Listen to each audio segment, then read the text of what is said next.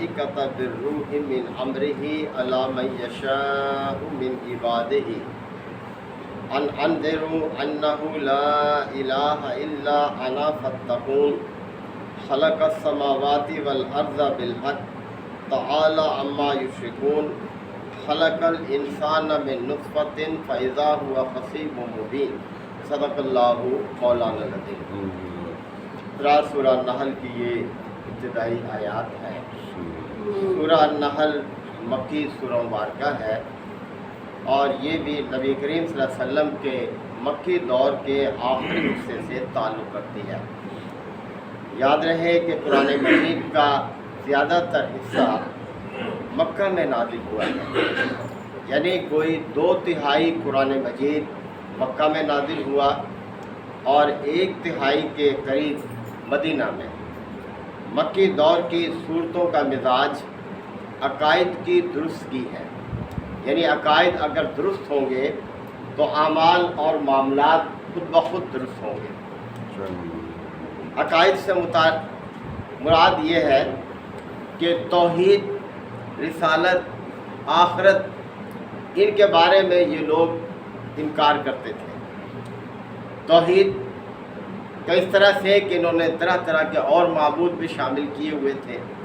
اللہ کو تو مانتے تھے کہ وہ خالق ہے، لیکن اس کے ساتھ ساتھ دوسری ہستیوں کو بھی شریک کرتے تھے، اور اسی طرح سے آپ صلی اللہ علیہ وسلم کی رسالت کا انکار کر رہے تھے۔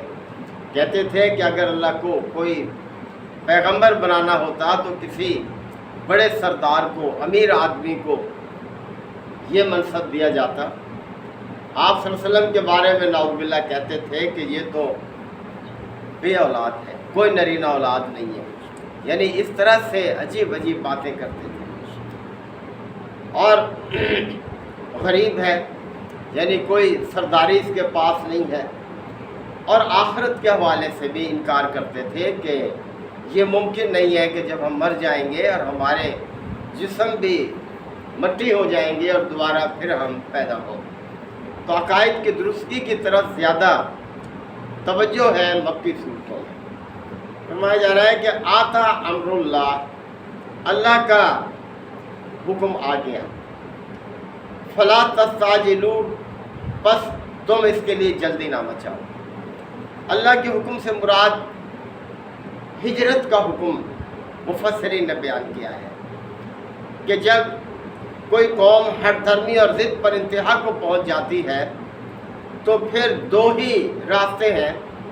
ایک یہ کہ اللہ تعالیٰ اپنے کسی عذاب کے ذریعے سے اس قوم کو صفحہ ہستی سے مٹا دیتا ہے، یا پھر یہ ہے کہ اللہ کا پیغمبر اپنے پیروکاروں کو لے کر نکل جاتا ہے اور پھر ان کے ہاتھوں اس قوم کا استحصال کرتا ہے، اس قوم کو سبق سکھاتا ہے۔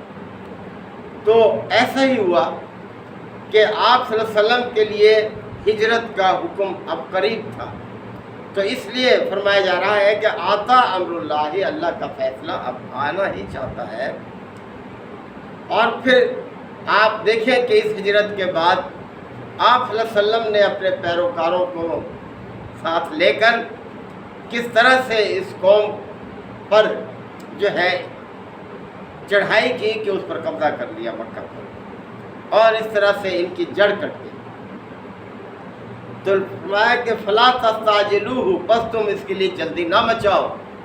اس کے لیے جلدی سے مراد ہے کہ یہ بار بار تانے دیتے تھے آپ صلی اللہ علیہ وسلم کو کہ اتنا عرصہ ہو گیا ہے ہم آپ کی مخالفت کر رہے ہیں، لے کیوں نہیں آتے اس عذاب کو جس کی آپ ہمیں دھمکی دیتے رہتے ہو؟ کہاں ہے وہ عذاب؟ یعنی بے بس سمجھتے تھے۔ تو فرمایا کہ تم اس کے لیے جلدی نہ مچاؤ۔ سبحانہ، وہ ذات پاک ہے، یعنی اللہ کی ذات ہر پہلو سے پاکیزہ ہے۔ وہ تعالی عما یشرکون، اور وہ بالاتر ہے اس شرک سے جو تم کر رہے ہو، یعنی تم بہت بڑی زیادتی کر رہے ہو اس کے ساتھ جو تم نے دوسرے شریک اختیار کیے ہوئے ہیں۔ اللہ تو بالا اور برتر ہے اور پاک ہے اس شرک سے جو تم اس کے ساتھ کرتے ہو۔ ينزل الملائکۃ بالروح من امرہ علی من یشاء من عبادہ، اور وہ اپنے بندوں میں سے جس پر چاہتا ہے نازل کر دیتا ہے اس روح کو اپنے فرشتوں کے ذریعے سے، اپنے حکم سے۔ روح سے مراد یہاں وہی ہے، یعنی یہ اللہ ہی کا اختیار ہے کہ وہ اپنے بندوں میں سے جس کو چاہے منتخب کرے اور فرشتوں کے ذریعے سے اس پر وحی نازل کر دے۔ انذروا مقصد یہ ہوتا ہے کہ وہ خبردار کر دے، یعنی اللہ کے بندوں کو حقیقت سے خبردار کرے۔ انہ لا الہ الا انا، اور سب سے بڑی حقیقت یہ کہ میرے سوا کوئی الہ نہیں ہے، کوئی معبود نہیں ہے۔ اللہ تعالیٰ فرما رہے کہ بندوں کو خبردار کر دے اس وحی کے ذریعے سے کہ میرے سوا کوئی معبود نہیں ہے، فتقون، لہذا میرا تقوی اختیار کرو، یعنی میری اطاعت کرو، میری نافرمانی سے بچو، اسی چیز کا نام تقوی ہے۔ خلق السماوات والارض بالحق، اس نے آسمانوں اور زمین کو حق کے ساتھ پیدا کیا، با مقصد پیدا کیا، یعنی کسی اور کا کیا کردار ہے اس میں جب اس نے پیدا کیا ہے؟ جیسے کہ فرمایا ہے الا لہ الخلق والامر، خبردار مخلوق اسی کی ہے، لہذا حکم بھی اسی کا ہو۔ تو جب اس نے پیدا کیا ہے تو پھر ساری مخلوق اس کی اطاعت کر بھی رہی ہے، یعنی اس کے حکم کے تابع ہے، چاہے یہ چاند ہو، یہ سورج ہو، یہ زمین ہو، یہ آسمان ہو۔ یہ آسمان اس کے قائم رکھنے سے قائم ہے، جب وہ چاہے گا اس کی بساط لپیٹ دے گا۔ اسی طرح سے باقی چیزیں بھی، یہ چاند ہے، یہ سورج ہے، وہی جانتا ہے کہ کب تک اس نے ان کو قائم رکھنا ہے۔ لہذا انسان جس کے خاطر اس نے یہ ساری کائنات مسخر کی ہے، اس کی ذمہ داری ہے، اس کا بھی ایک مقصد ہے پیدا کرنے کا، اور وہ یہی ہے کہ وہ اپنے رب کی بندگی کرے، اس کے ساتھ کسی کو شریک نہ ٹھہرائے۔ تعالی عما یشرکون، اور وہ بالا اور برتر ہے اس شرک سے جو لوگ اس کے ساتھ کر رہے ہیں، اس میں کوئی حقیقت نہیں ہے۔ خلق الانسان من نطفۃ، اور توجہ دلائی کہ دیکھو ذرا تمہیں پیدا کس چیز سے کیا؟ انسان کو نطفے کی ایک بوند سے پیدا کر دیا اس نے۔ کیا ہے نطفہ؟ دیکھنے میں کیا ہے؟ ایک بدبودار پانی ہے، لیکن کس طرح سے اس کو تبدیلی کے مراحل سے گزارتا ہے، اور ایک کتنا باصلاحیت انسان بنا دیتا ہے کہ اس کے اندر کس طرح سے دیکھنے کی، بولنے کی، سننے کی، چلنے پھرنے کی، سوچنے سمجھنے کی صلاحیتیں اس کے اندر کس طرح سے اللہ تعالیٰ پیدا کر دیتا ہے۔ ذرا دیکھو تو صحیح، تو اس نے نطفے سے تمہیں پیدا کیا، فیضا ہوا خصیم مبین، اور پھر سری جھڑگالو بن گیا، یعنی کیسی کیسی باتیں بناتا ہے، سوچتا نہیں ہے کہ میں کیا کہہ رہا ہوں، جس طرح سے وجود میں آیا ہوں اپنی تخلیق کے مقصد کو نہیں پہچانتا۔ والانعام خلقہا، اور اسی نے یہ مویشی پیدا کی، جانور پیدا کی۔ ذرا غور کرو کس مقصد کے لیے پیدا کی، کس کے لیے پیدا کی ہے؟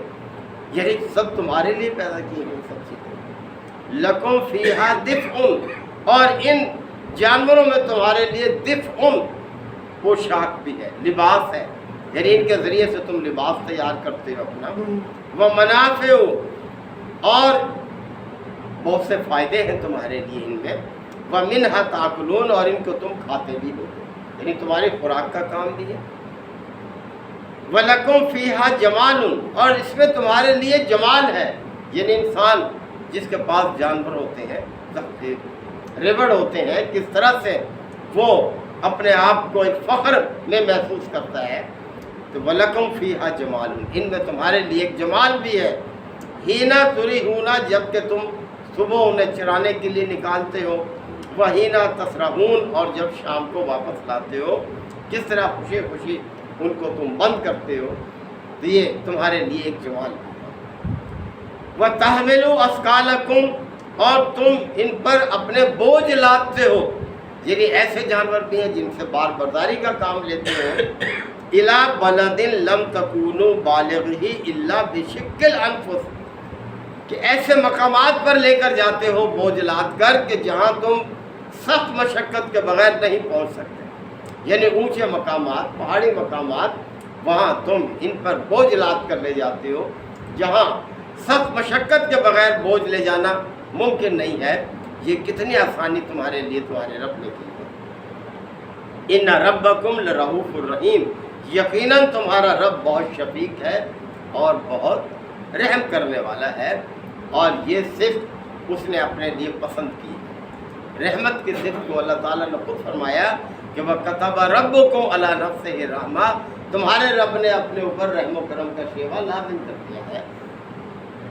وَالْخَيْلَ وَالْبِغَالَ، اور اسی طرح سے یہ گھوڑے، والبغال یہ خچر، والحمیر اور گدھے، لِتَرْكَبُوهَا تاکہ تم ان پر سوار ہو، وَزِينَةً اور تمہارے لیے زینت بھی ہے اسے، وَيَخْلُقُ مَا لَا تَعْلَمُونَ اور اس نے وہ چیزیں بھی پیدا کی جنہیں تم جانتے نہیں ہو، یعنی کتنی اس کی مخلوقات ہیں، انسان آج تک بھی سب کو شمار نہیں کر سکا، یعنی اتنی ترقی کے باوجود بھی انسان اللہ کی مخلوقات کو شمار نہیں کرتا۔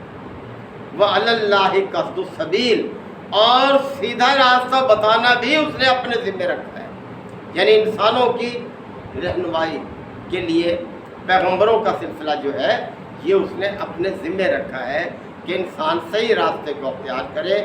وَمِنْهَا جَائِرٌ جبکہ ٹیڑھے راستے بھی بہت سے ہیں، یعنی ایک ہی سیدھا راستہ ہے، اس کے علاوہ جو راستہ بھی انسان اختیار کرے گا وہ ٹیڑھا راستہ ہوگا، لہذا سیدھا راستہ بتانا بھی اس نے اپنے ذمہ رکھا ہے۔